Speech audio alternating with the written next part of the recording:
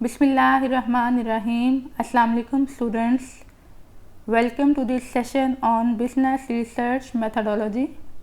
Here I am your instructor Sidra Ghulam Rasool from Department of Commerce, Government College, Bima University, Faisalabad. My dear students, in this session we would briefly discuss the concepts and elements of business research methodology and the scope of this subject.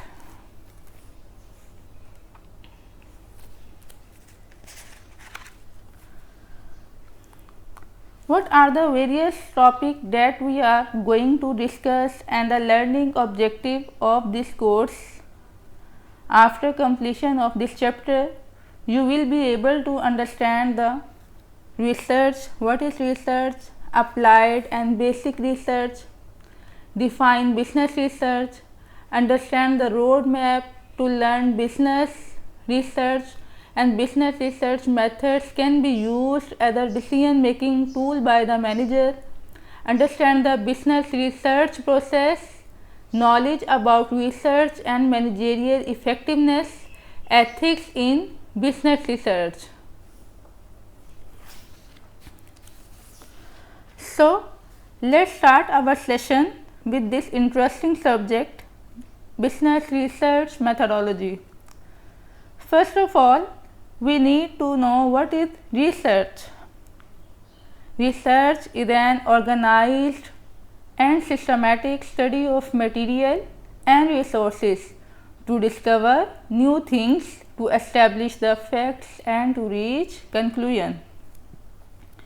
So, it means in research we discover new things to establish facts and to reach conclusion. Dear students, let's discuss the meaning of research with different example. अगर मैं America में, UK में या Malaysia में business start करना चाहती हूँ तो बिज़नेस शुरू करने से पहले हमें वहाँ के लोगों का टेस्ट, वहाँ के लोगों का कल्चर जानने की ज़रूरत होगी और ये सब इंफॉर्मेशन हासिल करने के लिए definitely we need to go for research. अब इसी तरह हम सेकंड एग्जांपल की बात करते हैं. जब स्टार्टिंग में स्टूडेंट्स कोरोना आया था तो कोरोना की प्रिवेंशन के लिए फ़ौरन से रिसर्च स्टार्ट कर दी गई. वैक्सीन बनाने का अमल भी जारी कर दिया गया, लेकिन अभी तक कोरोना जैसी बीमारी की एग्जैक्ट जो वजह है वो सामने नहीं आ सकी, जिस पर अभी भी डॉक्टर्स जो हैं वो रिसर्च कर रहे हैं. इसी तरह अगर हम और एग्जांपल की बात करें, जैसे एड्स की बीमारी है, उसका अभी तक कोई भी जो इलाज है वो सामने नहीं आया और इस पर भी रिसर्च कंटिन्यू है कि एड्स जैसी डिजीज़ की क्या क्या वजूहात हैं, क्यों वो क्योरेबल नहीं है. अब इसी तरह मैं आपको इसकी दूसरी एग्जांपल देती हूँ कि अगर हमारी कंपनी में प्रोडक्शन अच्छी नहीं चल रही तो इसकी क्या वजह है, क्यों कंपनी को प्रॉफिट नहीं हो रहा, जो हमारी कंपनी की मतलब कि क्या वजह है. हो सकता है हमारी कंपनी की जो लेबर है वो अच्छी परफॉर्मेंस नहीं दे रही, या फिर हो सकता है कि कंपनी मैनेजमेंट को अपने लेबर की परफॉर्मेंस को इम्प्रूव करने के लिए ट्रेनिंग प्रोग्राम स्टार्ट करवाने की ज़रूरत है. इस पर फिर प्रॉपर वे में रिसर्च की जाएगी. क्यों रिसर्च की जाएगी? To find out the facts and to reach conclusion. So these are the example of research.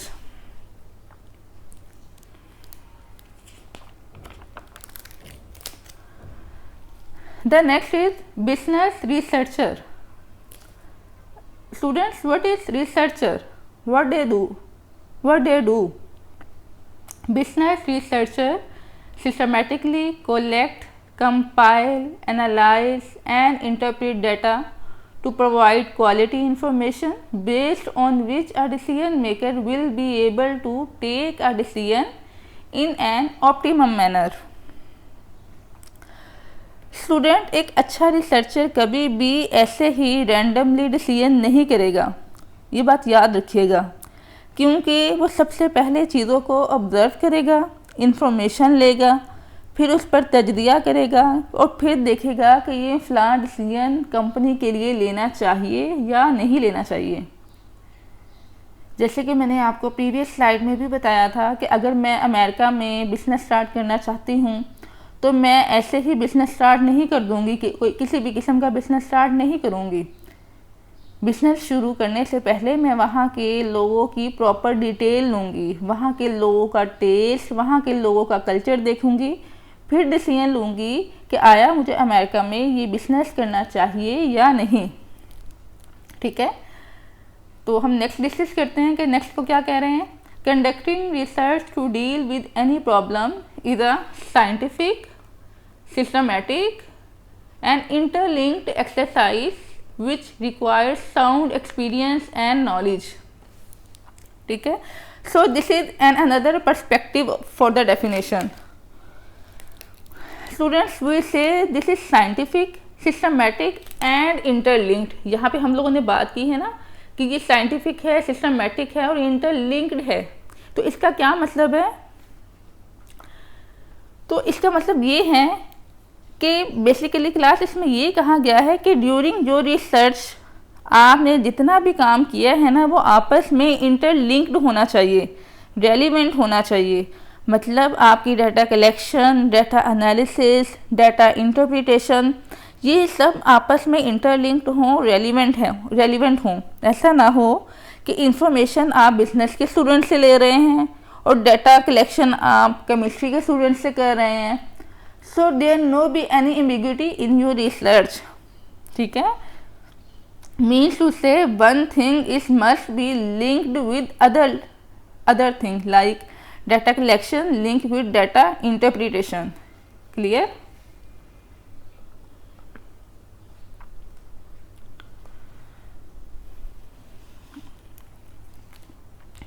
अब बात करते हैं व्हाट इज बिजनेस रिसर्च। पहले हम लोगों ने बात की रिसर्चर की कि वो क्या काम करते हैं, what they do in company while conducting your business, while running your business. तो अब हम बात करेंगे बिजनेस रिसर्च। बिजनेस रिसर्च क्या होती है, आइए हम डिस्कस करते हैं ये। Business research refer to a systematic collection of data to find solution to a problem faced by the company management. Business research is defined as a systematic and objective process of gathering, recording and analyzing data for business decision making, and this definition is given by Dickman in 2007. And what is Cooper and Schindler say? They saying that business research as a systematic inquiry that provide information to guide managerial decision. Class, you notice one thing in every definition they has been provided has similar thing.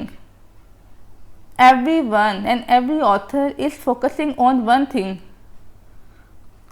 आपने notice किया है कि ये मैंने आपको जो दो author की डेफिनेशन बताई हैं, ऊपर भी मैंने आपको एक फर्स्ट डेफिनेशन बताई है, वहाँ पे एक चीज़ जो है फोकस की गई है, उसको मैंने यहाँ पे जो है वो रेड मार्क भी किया हुआ है। क्या है वो? Systematic manner. You have to conduct your research in a systematic manner. ठीक है, everything that you have done randomly will not be a systematic. आपने रैंडमली कोई चीज़ पिक नहीं कर लेनी, आपने जब भी रिसर्च करनी है तो एक सिस्टमैटिक वे में रिसर्च करनी है। क्लास, इस कंप्लीट वन स्लाइड में एक ही चीज़ पर बार बार फोकस किया जा रहा है कि आपने कोई भी डिसीजन लेना है ना तो वो रैंडमली नहीं लेना, कोई भी डाटा जो है वो आपने रैंडमली कलेक्ट नहीं करना। You have to work in a systematic manner for good results. ठीक है, so first you need to find out problems, then go for information, after that collect data from required respondents and then make interpretation. That is an example of good research. ठीक है, class, some commonly research areas in business are mentioned here, so you may go for research in these business areas while working in your business. तो हम first यहाँ पे discuss करते हैं कि employee behaviour such as performance, absenteeism and turnover. The second is employee attitude such as job satisfaction, loyalty and organisational commitment, supervisory performance, managerial leadership style and performance appraisal system.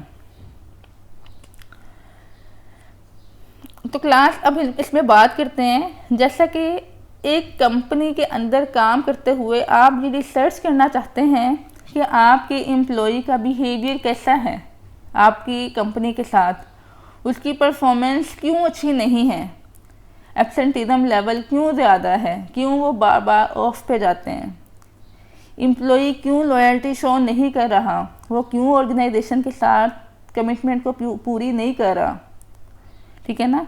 क्या हमारी company का supervisory function जो है वो अच्छा काम नहीं कर रहा, मैनेजरियल लीडरशिप वगैरह जो है, या फिर परफॉर्मेंस अप्रेजल जो है उसमें कोई मसला है, या कंपनी को ट्रेनिंग एंड डेवलपमेंट स्टार्ट करवाने की ज़रूरत है, फलां। तो ये वाली जो चीज़ें हैं ये हम बिजनेस में रहते हुए इन पर रिसर्च कर सकते हैं अगर आप किसी भी तरह की इनमें से किसी प्रॉब्लम को फेस कर रहे हैं, ठीक है। So these are the facts that you need to establish in your research to reach conclusion. Okay, beta.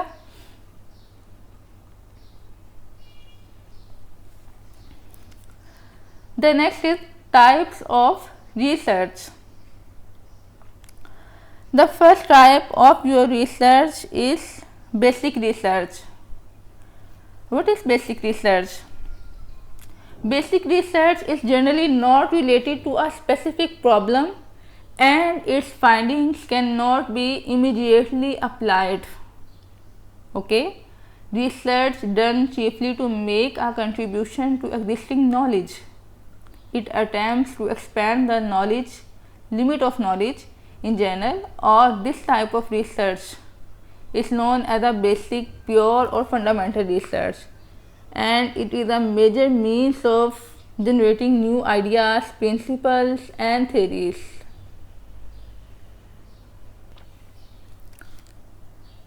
For example, class, I am doing research that may be based on behavior of different clients.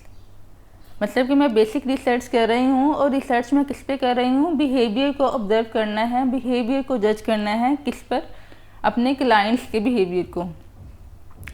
It's just related to expand knowledge in existing thing. It's not related to solving the problem practically. इसमें basically basic research में हम अपने knowledge को enhance करते हैं, अपने knowledge को expand करते हैं। किसी प्रॉब्लम को सॉल्व करना बेसिक रिसर्च का पर्पस नहीं होता। एग्जिस्टिंग नॉलेज में अपना नॉलेज हम इन्हेंस कर लेते हैं, ये थेरीज को रिफाइन कर लेते हैं। तो ये सारा कुछ जो है ये बेसिक रिसर्च में आता है, ठीक है। जैसा कि जितनी भी थेरीज हम किताबों में पढ़ते आए हैं, इसकी मैं आपको एग्जांपल दे देती हूँ। हम लोगों ने मैस्लो की थेरी भी पढ़ी है मैनेजमेंट में, थेरी XYZ भी पढ़ी हुई है, नीड हायरार्की की थेरी भी है। ये पहले नहीं थी क्लास, ये इससे पहले थेरीज नहीं थी। जब तक ये थेरीज नहीं थी, लोगों को हाउ नाउ नहीं थी कि किस तरह से काम किया जाए, किस तरह कामों में जो है वो बेहतरी लाई जा सकती है, एम्प्लॉयज़ को किस तरह से मोटिवेट किया जा सकता है, इस काम को करने के लिए कौन कौन सी प्रैक्टिसेस हो सकती हैं। फिर क्या हुआ, फिर ये थेरीज को डेवलप किया गया, नया कॉन्सेप्ट दिया गया, मतलब कि हमारे नॉलेज में इजाफा किया गया। समझ आ रही है ना। इसी तरह बहुत सारी जो अवेलेबल थेरीज हैं, जैसे हम मैनेजमेंट साइंसेस की थेरीज भी पढ़ते हैं, सोशल साइंसेस की थेरीज भी हम पढ़ते हैं। तो ये सब थेरीज जो हैं ये अप्लाइड रिसर्च के थ्रू दी गई हैं, जिनका मकसद बेसिकली किसी ऑर्गेनाइजेशन की प्रॉब्लम को सॉल्व करना नहीं था।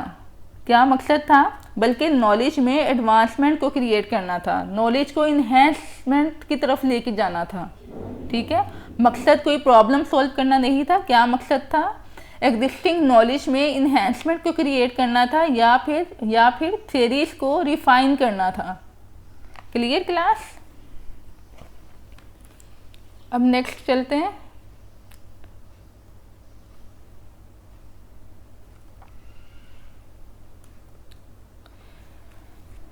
examples of basic research.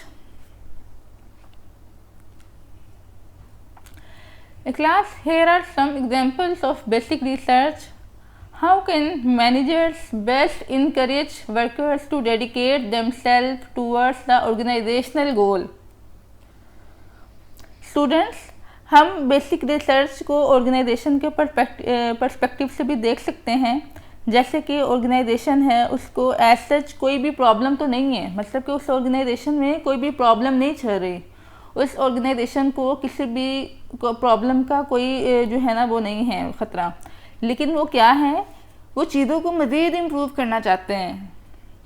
जैसे वो ये कहते हैं कि हमारी कंपनी के जो एम्प्लॉइज़ हैं वो काम तो कर रहे हैं, लेकिन काम भी कर रहे हैं और ऑर्गेनाइजेशनल गोल भी हम लोग अचीव कर रहे हैं, मगर ऐसा क्या किया जाए अपने एम्प्लॉइज़ के लिए कि वो दी बेस्ट दे कंपनी को। तो इसके लिए हमारी कंपनी क्या करेगी, हमारी कंपनी डिफरेंट तरह की प्रैक्टिसेस को इनकॉर्पोरेट करती है। जैसे एम्प्लॉइज़ के लिए फ़ॉरेन टूर्स अरेंज करवा देंगी, बोनसेस वगैरह ऑफ़र कर देते हैं, या फिर डिफरेंट तरह के एम्प्लॉई डेवलपमेंट जो प्रोग्राम होते हैं वो अरेंज करवा दिए जाते हैं। तो ये सब जो है ये बेसिक रिसर्च में आ जाता है। तो फर्स्ट एग्जांपल जो है आई थिंक आप लोगों को क्लियर हो गया होगा, अभी मैंने आपको इसके बारे में बताया है, ठीक है। अब हम बात करते हैं वो नेक्स्ट यहाँ पे क्या बात कर रहे हैं, अ study looking at how alcohol consumption impact the brain. यानी अल्कोहल कंजम्पशन है, इससे किस तरह ह्यूमन ब्रेन जो है वो इफ़ेक्ट होता है। इस पर जो भी क्लास स्टडी होगी, जो भी हमारे रिसर्च इस पर स्टडी करेंगे, वो किस रिसर्च में आएगी, वो बेसिक रिसर्च में आएगी, वो बेसिक रिसर्च कहलाई जाएगी, ठीक है। इसी तरह third example, a study to discover the components making up human DNA. यानी कि वो कंपोनेंट्स को डिस्कवर करना जिससे इंसान का डीएनए किया जाता है, ये भी बेसिक रिसर्च में आएगा। And the last is a study assessing whether stress level make people more aggressive. यानी कि इंसान का जो स्ट्रेस लेवल है वाकई में अगर वो ज़्यादा हो तो उससे अग्रेसिव होने का बाइस बनता है, उसके अग्रेसिव होने का बाइस बनता है। तो so all this are examples of basic research. I hope class आप लोगों को जो है वो समझ आ रही है। So moving on next slide, applied research. What is applied research? Applied research is conducted to address a specific business decision for a specific firm or organization. It is conducted when a decision must be made about a specific real life problem. ठीक है, यहाँ पे वो बात कर रहे हैं ये रियल लाइफ प्रॉब्लम्स पे होती है जो अप्लाइड रिसर्च होती है ना, मतलब कि सडनली आपकी कंपनी को कोई प्रॉब्लम आ गई है तो उस पर you have to go for applied research, ठीक है। The next is research done with the intention of applying the results of the findings to solve specific problems currently being experienced in an organization. जैसे कि class हम देखते आए हैं कि बहुत सारी फर्म्स हैं, ऑर्गेनाइजेशन हैं। अब मैं आपको इसका डिटेल में बताती हूँ पूरी स्लाइड का कि वो इस स्लाइड में क्या वो बात कहना चाह रहे हैं। हम देखते हैं कि बहुत सारी फर्म्स हैं, ऑर्गेनाइजेशन हैं, उनको बिजनेस में डिफरेंट तरह की प्रॉब्लम्स और कॉम्प्लेक्सिटीज़ को फेस करना पड़ता है।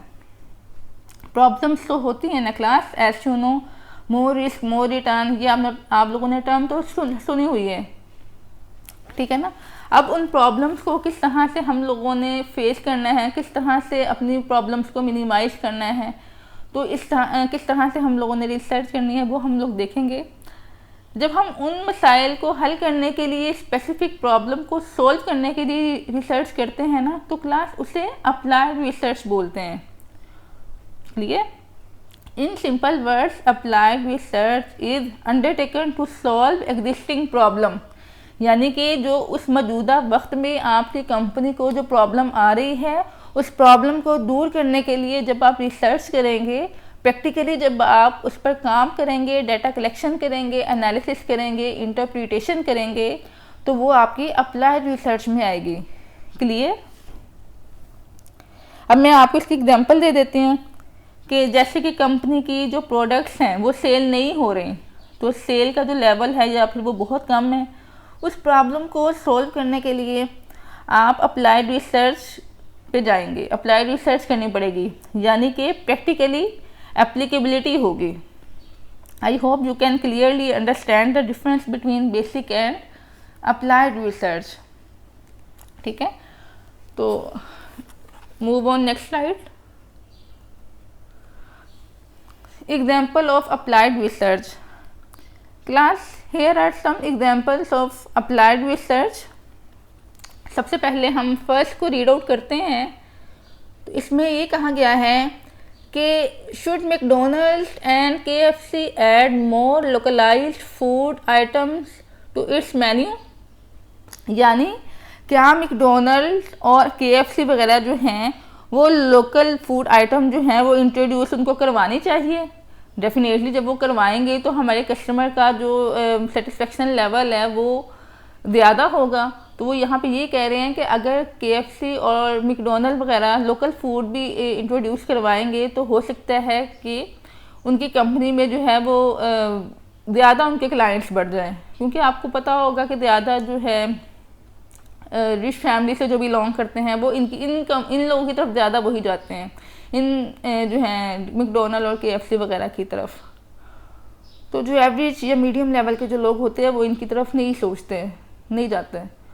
तो जब जाहिर सी बात है जब लोकल फूड जो है वो इंट्रोड्यूस करवा दिए जाएंगे तो इनके नंबर ऑफ़ क्लाइंट्स भी बढ़ेंगे। ठीक है, इनकी गुडविल ज़्यादा इंक्रीज हो जाएगी। अब सेकंड बात कर लेते हैं, अ study on how improve illiteracy in teenagers.